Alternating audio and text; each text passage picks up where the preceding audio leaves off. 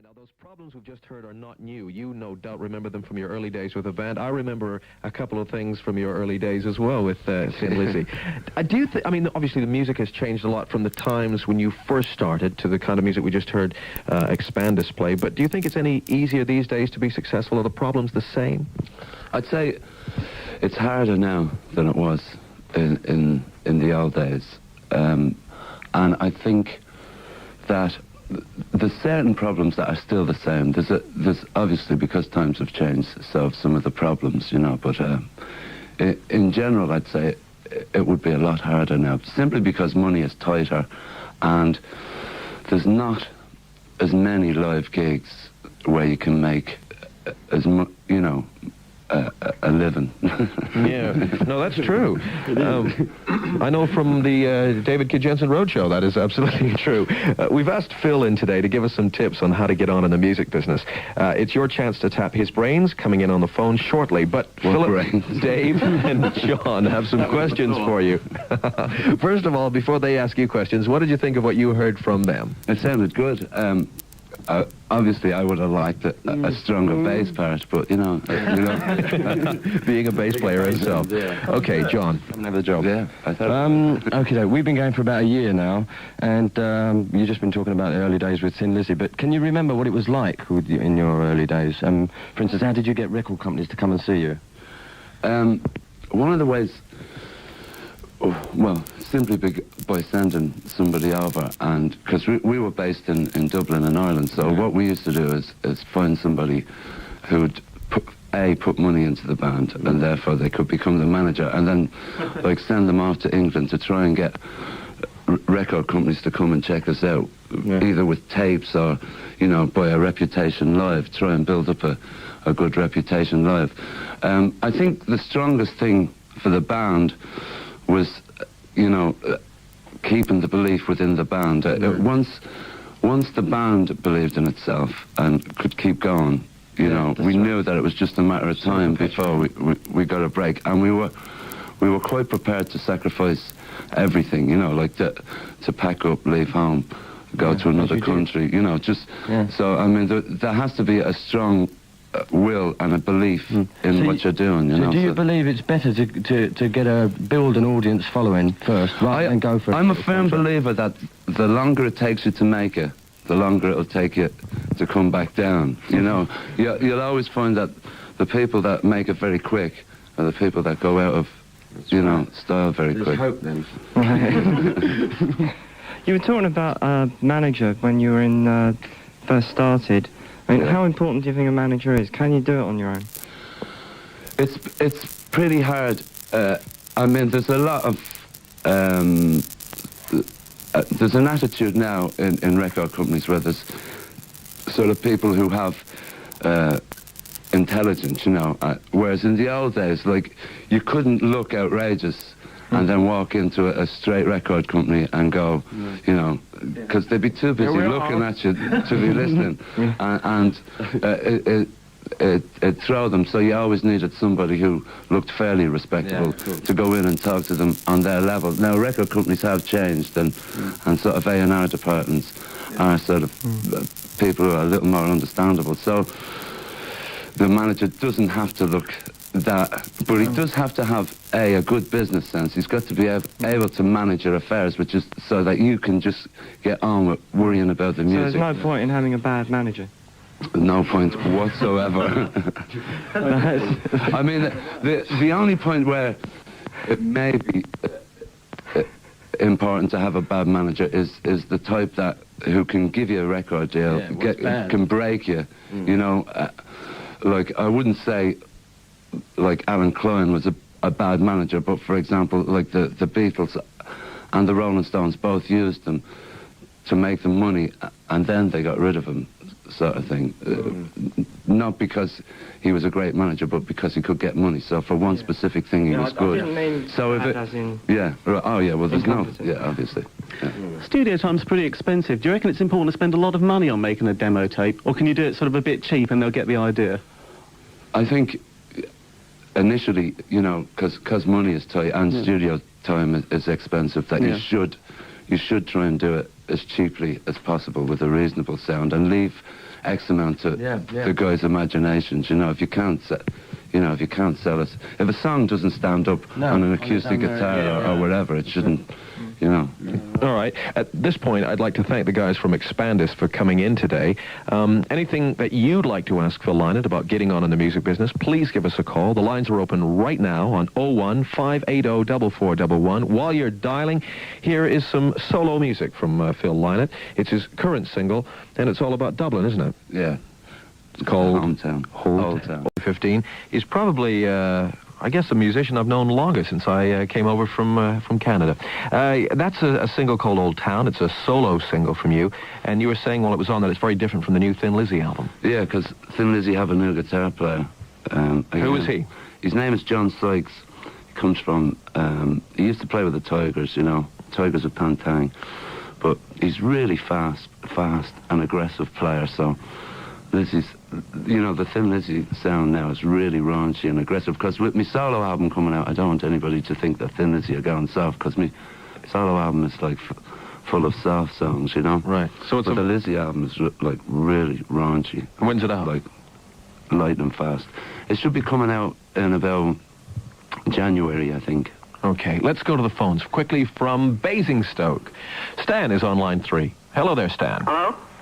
It's just a question for Phil. Whatever happened to Bruce Shields? He was talking about his early days. Bruce was the guy that taught me how to play the bass. He's still playing in Dublin in a pub called the Bagot Inn. He plays there every Thursday, and he's on his about 6th year now. Yeah. And he's still as outrageous as ever, you know. And he's not. Is he recording at all? He does a couple of things over there for an Irish label, you know. Yeah. But nothing on an international level. There was 2 Skid Row CBS albums. Yeah, that's right. And there was a live one, wasn't there? But that was just Irish recording. Yeah, that's right. And he's done a Bruce Shields album, but there's, you know, like, there's nothing else with sort of Gary Noel Bridgman or myself on it, you know, like from that Skid Row era. Right. All right, Stan, thank you for calling. Yes, sir. Let's go to line 4. George is calling from Birmingham for Phil. Hello, George. Hello, I'd like to place a question with Phil, please. Go ahead. Hello, Phil. Hey, George. What do you reckon the image has much to play in a band starting off? Do you think it's more important than the music, or what do you reckon? It depends. It depends on your sense of values. If one of the strongest points of the band initially is the image, you know, well then you should take advantage of it. You know, you'd be foolish not to. But like I say, I mean, the imagery is not the music. I mean, it can set up a mood for the music, and put people's head in a different sort of place to look at looking at the band. But it's not really. I mean, my image was always like, you know, the earring and the hair and stuff like that, and the leather trousers. So, you know, I mean, it does play a part, but it's not the most. I'm a believer that the music is the most important thing. Well, but like with the importance of video and stuff like that, you know, imagery is becoming more and more important. But, you know, I mean, take a band like Dire Straits, they're number 1. I mean, they lack an image, you know. Yeah, but they got it in the music. Yeah. That's true. George, thank you for calling. Phil Lynott is here in B15 if you'd like to speak to him. 015804411, 5804411. Call in now. Because I remember in your very early days, your image was very different. I mean, you had very different physical build to Jimi Hendrix, but because of your hair and being black and playing a guitar the way you did very distinctively, people used to compare you and say, oh, he looks like Jimi Hendrix. But I guess it didn't take long before people knew that it was a different kind of music. Oh, yeah. Jonathan... 4 strings on my guitar. Jonathan Playton is calling from Leeds. Hello, Jonathan. Hello, Phil? Yeah? Yeah. Once you're established as a star, is it easy, or is it a temptation to go into film or television? Sorry, say that again. Just What was that again, Jonathan? Once you're established as, you know, sort of being famous, yeah. is it very easy for you, or is it a temptation to go into films or television, such as, you know, Sting and Bob Geldof has done? It's not a temptation. It's sometimes the people give you make it an offer, and you can refuse it. But you know, it's up to yourself really on where your ego is. If you see yourself as a film actor and you want to do it, well, go ahead. You know. But I think one of the things is when you do become successful, which isn't mentioned often, it's much harder to maintain success than achieve it initially. Once you get there, it's harder to keep successful with credibility than you know. I forget. I don't know. Well, how have you done it then? I mean, have you ever analysed that? How have you managed to stay where you are? I haven't gone into it too much because I figure if I formulise it too much, I think X amount of it is luck, X amount is, you know, it's all sort of inspirational things, you know, like, you know, the songs have come at the right time or the break has come at the right time, and you try and work your luck that things go for you, you know. So there is X amount of business sense involved in it, but the hardest thing is to keep credibility with yourself, you know, to be producing sound, because there's a demand on you to bring an album out by a certain time, and who knows whether you can be inspired by that certain time, you know. Right. You are looking very healthy and fit. I don't know if this is right for a rock and roll image, but no, you are looking very fit, fitter than I've seen you for a while. Is that due to the country air in Ireland where you're now... No, it's just I was done in every time you see me before. I don't know. I've been working very hard. I mean, I've been up 2 nights, all night. Deborah's online too. Hello, Deborah. You're looking well. Are you sick? Where are you from? From West Bromwich in the West Midlands. Nice to have you on the line. Phil's listening to you. Oh, I'd like to know if you ever thought of giving up in the early days, and what's the favourite single you've ever recorded? Yeah, there was a couple of times when we thought about packing it all in. One was when Eric Bell left in 1974. We were all tired, and Eric was the one that cracked and left, and me and Brian then were really disillusioned afterwards, and that was very close to giving up. And then the management came in and they said, no, it's well worth, and they showed us all the reasons why it was worth going on. Yes. And we continued going, you know, to stay together, just barely. And my favourite single, Yes. I think that I've done. I mean, there's one on the new album that I like as well. But my favourite, I think it must be Sarah. You know. Sarah, yeah, that's mine as well. Oh, good. Okay, thank you. Right. I still like whiskey in the jar myself. Line 4, Chris Johnson from Stanmore, North London. Hello, Chris. Hello. Can I speak to Phil about his poetry, please? Right. Yeah, sure. Hello, Phil. Hiya. Oh, I've tried often to buy your books. You've got 3 books out, haven't you, Phil? Yeah. You know, where can you get these books from? I've been to every major bookshop in London. You can get them through our fan club. Yeah? Yeah. Oh, So if you write to a fan club, wherever, I think it's on the back of the records. I won't advertise on the BBC. No, But, you know, the address is on the back of the album club. So the fan club is... It went off there for a while, but it's back together again now. So, like, if you write to them, yeah, you know, they'll send the stuff out. They do all the propaganda, as we call it. and they do those 3 books, do they, Phil? Yeah, they do. Yeah. Oh, thanks very much, Phil. Chris, thank you for calling. Thank you. Now, for those that may not know about that side of you, the poetic side of Phil Lynott, I mean, what are these books? Are they basically the lyrics to your songs, or are they more than that?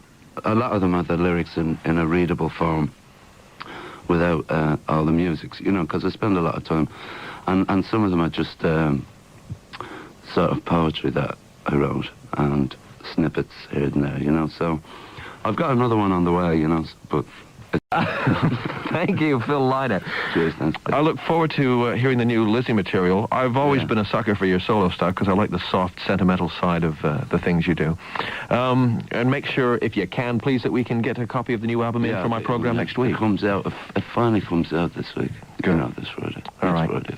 Once again, to Phil, thank you. Also to Leslie Ebbets, Jerry McMullen, Walter Goldsmith, Sting. It says string here, and most important to you for all your ideas.